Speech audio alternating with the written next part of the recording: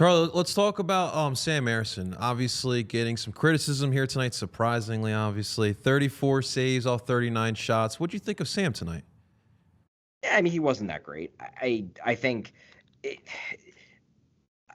I gave Arison after the game the opportunity to point out the difficulties of playing outside, and he refused to take the bait. He more or less said, "Look, it's different, but I need to make these saves. I need to do a better job of rebound control. I'm not going to make an excuse." And do I think that the elements played a role? Sure, I absolutely do. And I say this because one thing that came up in a couple of the interviews with the skaters, Travis Sanheim in particular, I asked him if it was an intentional strategy to kind of shoot from everywhere. He said, "Yeah, because it's outdoors, because of the elements, because of the ice, you're going to get some weird bounces. So we came in with the goal of just shooting from everywhere and hoping you get some bounces."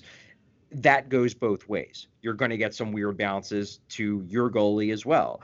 And I honestly suspect that's probably what played into the rebound issues, is just that it's a little bit tougher to know exactly, how the puck's going to come in at you because the ice isn't as normal as you're used to. I just think this is a really tough game for a goalie. Now, that said, Dawes did a much better job than Arison in dealing with the same elements. So it's not as if the Devils didn't deserve this. Dawes did a much better job. Nico Dawes did a much better job of dealing with than Sam Ersson. However, I'm not taking anything away from this game in terms of burying Sam Arison. I hope some of the commenters are not doing that. I obviously can't see that, but like, these are fun games, but these aren't the kind of games you want to evaluate, especially a goalie on, because they're so unique and different from a normal hockey. Absolutely. We did mention that this kind of game happens in a bubble. Like you can't really use it for any kind of extrapolating facts. Was there anything else interesting that you learned in post game, Charlie? Not especially. Tortorella refused to put the blame on Arison. He basically said that it was, uncharacteristic mistakes from the team, which I thought was interesting because if he wanted to, he certainly could have put the blame on Arison. Like Arison gives up 5 goals and quite a few of them were stoppable shots. Tortorella could have kind of thrown his goalie under the bus. He refused to do that. He more or less pinned it on the penalties.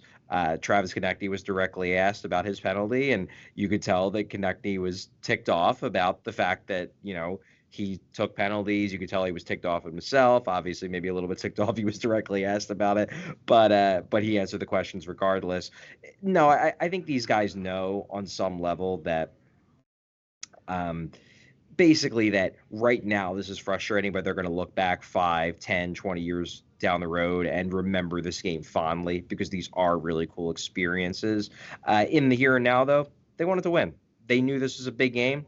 They knew this was against a division rival who's chasing them in the standings. They really wanted to win.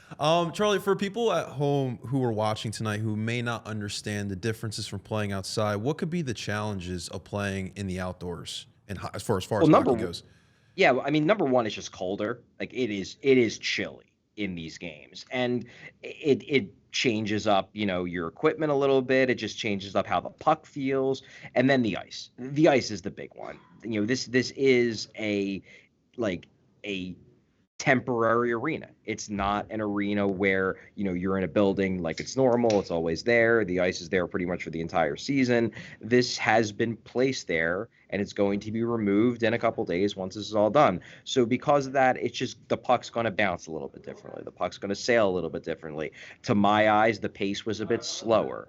Like I actually thought one of the more impressive Flyers, especially over the first half of the game, was Nick Delorier. And I thought one of the reasons why he was probably one of the more impressive Flyers is that the pace was a little bit slower. He could actually more easily keep up than he could in a normal game when everyone's skating just, a touch faster than normal. This was a touch slower, and it allowed him to be more of the energy guy he was in October. It's just a little bit different of a game. I don't think it's dramatic. I also think, too, that because these guys, they say they don't want to be. They say they won't be caught up in the spectacle. I think they do.